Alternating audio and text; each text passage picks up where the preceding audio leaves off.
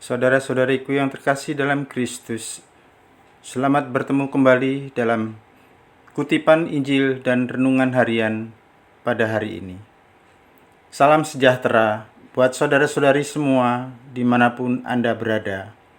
Damai dan sukacita oleh Roh Kudus melimpahi dalam hati dan kehidupan saudara-saudari semua. Amin. Saudara-saudari yang terkasih, sebelum kita mendengarkan sabda Tuhan hari ini, marilah kita berdoa. Dalam nama Bapa dan Putra dan Roh Kudus. Amin. Ya Yesus yang setia, Engkau menarik aku dengan tali kesetiaan dan mengikatku dengan kasih karunia-Mu, agar aku hidup menurut ajaran-Mu. Engkau tidak memanggil aku untuk sukses, tetapi Engkau memanggil aku untuk setia.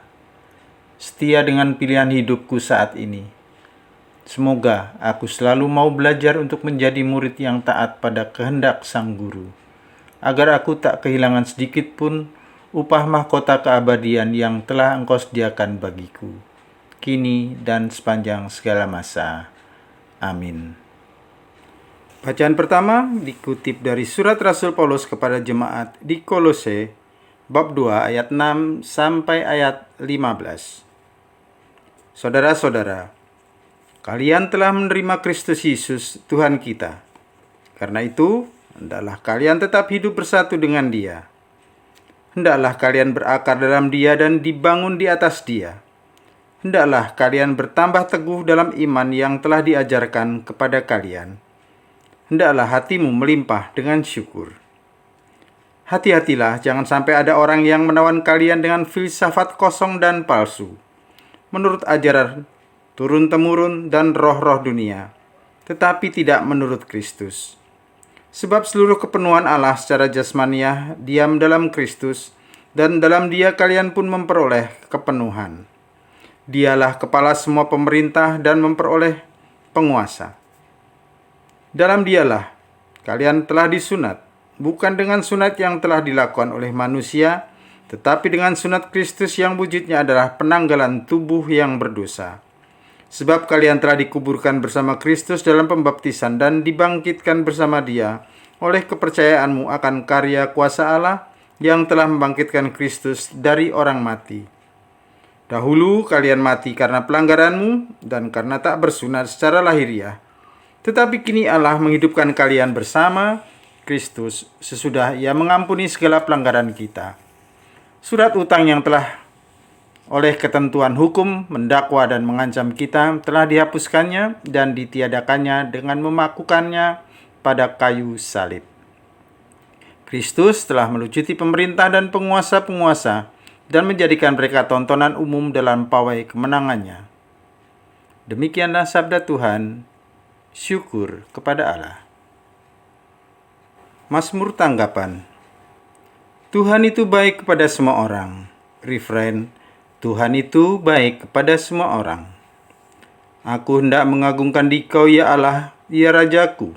Aku hendak memuji namamu untuk selama-lamanya. Setiap hari aku hendak memuji Engkau dan memuliakan namamu untuk selama-lamanya. Refrain, Tuhan itu baik kepada semua orang. Tuhan itu pengasih dan penyayang, panjang sabar dan besar kasih setianya. Tuhan itu baik kepada semua orang, penuh rahmat terhadap segala yang dijadikannya. Refrain, Tuhan itu baik kepada semua orang. Segala yang Kau jadikan akan bersyukur kepadamu, ya Tuhan, dan orang-orang yang Kau kasihi akan memuji Engkau. Mereka akan mengumumkan kemuliaan kerajaan-Mu dan akan membicarakan keperkasaanmu. Refrain, Tuhan itu baik kepada semua orang. Haleluya, haleluya. Kalian telah kupilih dari dunia dan kutetapkan agar pergi dan berbuah, dan buahmu tinggal tetap. Haleluya, haleluya. Semoga Tuhan beserta kita, sekarang dan selama-lamanya. Inilah Injil Suci menurut Lukas bab 6 ayat 12 sampai ayat 19. Dimuliakanlah Tuhan. Sekali peristiwa, Yesus mendaki sebuah bukit untuk berdoa. Semalam-malaman Ia berdoa kepada Allah. Keesokan harinya, ketika hari siang, ia memanggil murid-muridnya dan memilih di antara mereka 12 orang yang disebutnya rasul. Mereka ialah Simon yang diberinya nama Petrus, Andreas, saudara Simon, Yakobus dan Yohanes, Filipus dan Bartolomeus, Matius dan Thomas, Yakobus anak Alfeus, dan Simon yang disebut orang Zelot, Yudas anak Yakobus, dan Yudas Iskariot yang kemudian menjadi pengkhianat. Lalu Yesus turun bersama mereka dan berhenti pada suatu tempat yang datar. Di situ berkumpul sejumlah besar murid-muridnya dan banyak orang lain yang datang dari seluruh Yudea dan dari Yerusalem dan dari pantai Tirus dan Sidon. Mereka datang untuk mendengarkan dia dan untuk disembuhkan dari penyakit mereka. Juga mereka yang kerasukan roh-roh jahat mendapat kesembuhan. Dan orang banyak itu berusaha menjamah dia, sebab daripadanya keluar suatu kuasa, dan semua orang itu disembuhkannya. Demikianlah sabda Tuhan, terpujilah Kristus. Saudara-saudari yang dikasihi Tuhan, kita harus bangga loh menjadi seorang Katolik. Salah satu yang membuat kita bangga adalah iman kita sendiri, yang dibangun atas iman para rasul dan jemaat perdana. Iman yang kita miliki bukanlah iman yang lahir begitu saja dari pengalaman pribadi seseorang. Pada saat tertentu, iman yang kita miliki ini sudah teruji sepanjang sejarah kehidupan. Benar, tidak menyesatkan, dan sungguh-sungguh berasal dari Allah. Ini terbukti dari apa yang dikatakan sendiri oleh Rasul Paulus, yang dibangun di atas dasar para rasul dan para nabi, dengan Kristus Yesus sebagai batu penjurunya. Dengan demikian, dalam diri kita ada rahmat dan tugas perutusan yang serupa ada dalam diri para rasul.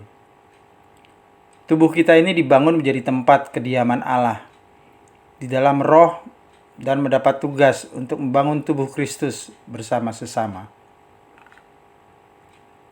Permenungan kita pada hari ini adalah bagaimana hal itu dapat dibangun dan senantiasa bergaung dalam hidup batin kita.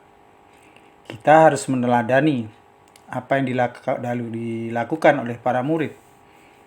Mereka datang pada Yesus untuk mendengarkan Dia. Jelas sudah bagi kita.